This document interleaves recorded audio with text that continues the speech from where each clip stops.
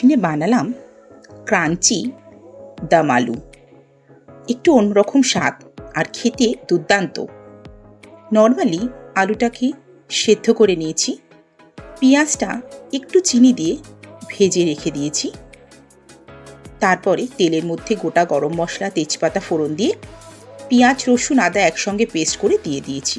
মশলাটা কষিয়ে নিয়ে নুন, চিনি, হলুদ, একটু লঙ্কা গুঁড়ো দিয়ে ভালো করে কষিয়ে নিয়েছি।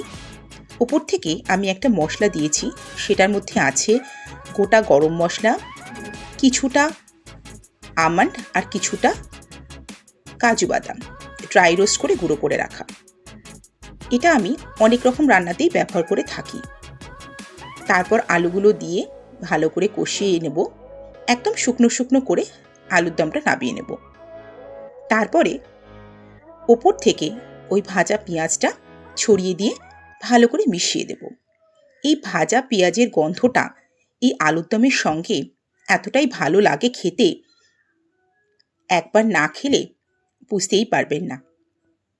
খুব সুন্দর একটা ফ্লেভার হয় এই আলুর দমটা। টিফিনের জন্য একদম অ্যাপ্রোপ্রিয়েট। রুটি, আলুর দম